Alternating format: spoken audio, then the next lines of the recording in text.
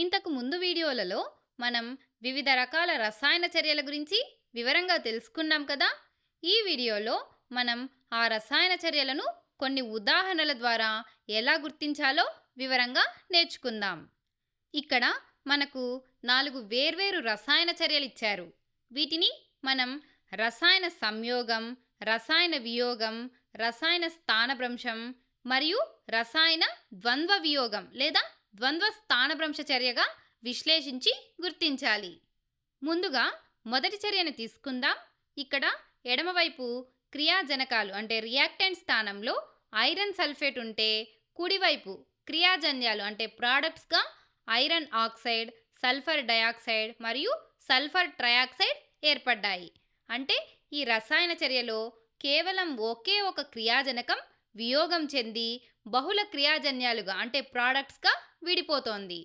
ఈ విధంగా ఒకే పదార్థం వియోగం చెంది ఎక్కువ క్రియాజన్యాలను ఏర్పరచడాన్ని రసాయన వియోగం, డీకాంపోజిషన్ రియాక్షన్ అని అంటాము.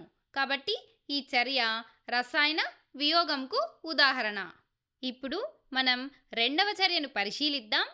ఇందులో క్రియాజనకాల వైపు హైడ్రోజన్ మరియు ఆక్సిజన్ వాయువులున్నాయి.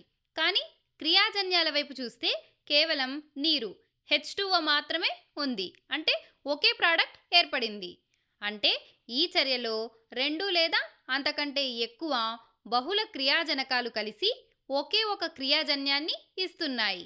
ఈ విధంగా వేర్వేరు పదార్థాలు కలిసి ఒకే పదార్థంగా మారే చర్యను రసాయన సంయోగం, కాంబినేషన్ రియాక్షన్ అని అంటాము. కాబట్టి ఈ చర్య రసాయన సంయోగంకు ఉదాహరణ. ఇప్పుడు మూడవ ప్రశ్నను చూడండి. ఇందులో క్రియాజనకాల స్థానంలో ఐరన్ మరియు కాపర్ సల్ఫేట్ ఉన్నాయి.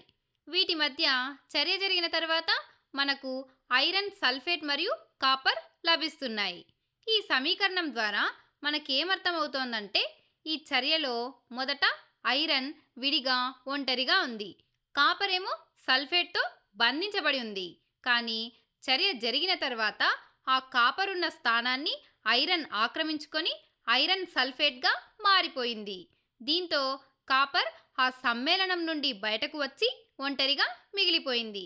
అంటే ఒక సమ్మేళనం నుండి కాపర్ను ఐరన్ స్థానభ్రంశం చెందించిందని చెప్పవచ్చు.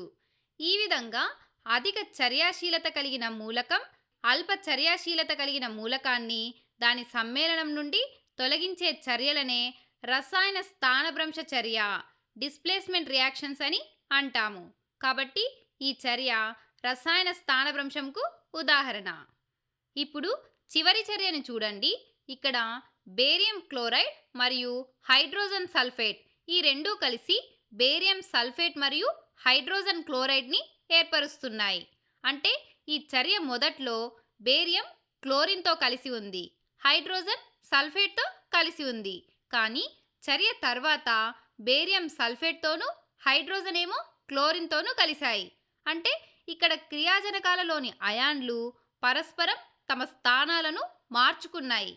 ఈ విధంగా క్రియాజనకాల మధ్య అయాన్ల మార్పిడి జరిగే చర్యలను మనం రసాయన ద్వంద్వ వియోగం లేదా ద్వంద్వ స్థానభ్రంశ చర్య, డబుల్ డిస్ప్లేస్మెంట్ రియాక్షన్ అని అంటాము. కాబట్టి ఈ చర్య డబుల్ డిస్ప్లేస్మెంట్ రియాక్షన్కు ఉదాహరణ. సరే, ఇప్పుడు మనం మరికొన్ని సమస్యలను సాధిద్దాం. ఇక్కడ మనకు 2 చర్యలు ఇచ్చారు. వీటిలో మనం ఏది ఉష్ణ మోచక చర్య, ఏది ఉష్ణ గ్రాహక చర్య అని గుర్తించాల్సి ఉంటుంది. అంటే ఏది ఎక్సోథర్మిక్ రియాక్షన్ లేదా ఎండోథర్మిక్ రియాక్షన్ అని గుర్తించాలి. ఈ మొదటి చర్యను చూడండి. ఈ చర్యలో ఐరన్ సల్ఫేట్ వియోగం చెంది చాలా క్రియాజన్యాలుగా మారుతోంది. అంటే ఇది ఒక వియోగ చర్య. అయితే మీరు ప్రయోగశాలలో ఈ చర్యను స్వయంగా చేయకపోతే ఇందులో ఉష్ణం విడుదలవుతోందో గ్రహించబడుతోందో కేవలం మనం సమీకరణాన్ని చూసి చెప్పడం కొంచెం కష్టంగా అనిపిస్తుంది. కానీ ఇక్కడ ఒక చిన్న లాజిక్ ఉంది. అదేంటంటే సాధారణంగా ఏవైనా వియోగ చర్యలు జరగాలంటే ఆ పదార్థాలను విడగొట్టడానికి మనమే కొంత శక్తిని అందించాల్సి ఉంటుంది. ఈ విధంగా శక్తిని గ్రహించి జరిగే చర్యలను ఉష్ణ గ్రాహక చర్యలు అంటారు. మనకు తెలుసు కదా ఈ విషయం. కాబట్టి ఈ చర్య ఖచ్చితంగా ఉష్ణగ్రాహక చర్య అని మనం చెప్పవచ్చు. కావాలంటే మీరు నిజంగా ప్రయోగశాలలో ఈ ప్రయోగాన్ని చేసినట్లయితే మనం ఈ ఐరన్ సల్ఫేట్‌ను వేడి చేస్తేనే అది వియోగం చెందుతుంది. అంతేకాకుండా ఈ ప్రయోగంలో ఎలాంటి వేడి కానీ, కాంతి కానీ బయటకు విడుదలవ్వదు. అందుకే ఇది ఒక ఖచ్చితమైన ఉష్ణగ్రాహక చర్య. అయితే వియోగ చర్యలన్నీ ఉష్ణగ్రాహక చర్యలని ఎలా గుర్తుపెట్టుకోవాలి అని మీకు సందేహం రావచ్చు. దీనికోసం నేను మీకు ఒక అయస్కాంత ఉదాహరణను చెప్తాను. గుర్తుపెట్టుకోండి. ఎప్పుడైనా కానీ బలంగా ఆకర్షించుకొని అతుక్కున్న రెండు అయస్కాంతాలను మనం విడదీయాలంటే మనమే స్వయంగా కొంత యాంత్రిక బలాన్ని ప్రయోగించాలి కదా. సరిగ్గా అలాగే ఒక అణువులో బంధించబడి ఉన్నటువంటి పరమాణువులను విడదీయాలన్నా కూడా మనం బయట నుండి కొంత శక్తిని అందించాలి. అదేవిధంగా ఇక్కడ కూడా ఐరన్ సల్ఫేట్ అనే ఒక పెద్ద అణువును విడగొట్టి పలు క్రియాజన్యాలను పొందాలంటే మనం వేడి రూపంలో శక్తినివ్వాలి. కాబట్టి ఇది ఉష్ణగ్రాహక చర్య, ఎండోథర్మిక్ రియాక్షన్. ఇప్పుడు మనం రెండవ చర్యను గమనిద్దాం. ఇక్కడ హైడ్రోజన్ మరియు ఆక్సిజన్ కలుసుకొని నీటిని ఏర్పరుస్తున్నాయి. కాబట్టి ఇది ఖచ్చితంగా ఒక సంయోగ చర్య. అంతేకాకుండా సమీకరణంలో కుడివైపున ప్లస్ హీట్ అని రాసి ఉంది. అంటే ఈ చర్యలో క్రియాజన్యాలతో పాటు ఉష్ణం కూడా విడుదలవుతోందని దీని అర్థం. ఈ విధంగా శక్తి ఉష్ణ రూపంలో విడుదలయ్యే చర్యలను మనం ఉష్ణమోచక చర్యలని అంటాము. ఈ విషయం కూడా మనకు తెలుసు కదా. కాబట్టి ఇది ఒక ఉష్ణమోచక చర్య. అయితే ఒకవేళ ఇక్కడ సమీకరణంలో ప్లస్ హీట్ అని ఇవ్వకపోయినా మనం ఈ చర్యను ఉష్ణమోచక చర్య అని సులభంగానే తెలుసుకోవచ్చు. ఎందుకంటే సాధారణంగా సంయోగ చర్యలన్నీ ఉష్ణమోచక చర్యలుగానే ఉంటాయి. దీనికి కూడా ఇందాక మనం చెప్పుకున్న అయస్కాంత ఉదాహరణనే తీసుకొని అర్థం చేసుకుందాం. ఆకర్షించుకునే రెండు అయస్కాంతాలు దగ్గరగా వేగంగా వచ్చినప్పుడు అవి ఢీకొని శబ్దశక్తిని విడుదల చేస్తాయి కదా. అలాగే రెండు పరమాణువులు ఆకర్షించుకొని బంధం ఏర్పరచుకున్నప్పుడు శక్తిని ఖచ్చితంగా విడుదల చేస్తాయి. కాబట్టి సంయోగ చర్యలన్నీ ఉష్ణమోచక చర్యలు. సో ఇది కూడా ఒక ఉష్ణమోచక చర్య, ఎక్సోథర్మిక్ రియాక్షన్. ఇప్పుడు చివరిగా మన శరీరంలో జరిగే శ్వాసక్రియ, రెస్పిరేషన్ గురించి చూద్దాం. మన కణాలు గ్లూకోజ్ను ఆక్సిజన్ సమక్షంలో విచ్ఛిన్నం చేసి మనకు ఎంతో శక్తినిచ్చే జీవక్రియే శ్వాసక్రియ. ఆ శక్తితోనే మనం పరిగెత్తడం, ఆడుకోవడం ఇటువంటి పనులన్నీ చాలా చురుగ్గా చేయగలుగుతున్నాం. కాబట్టి మన శరీరానికి ఇది అత్యంత ముఖ్యమైన ప్రక్రియ.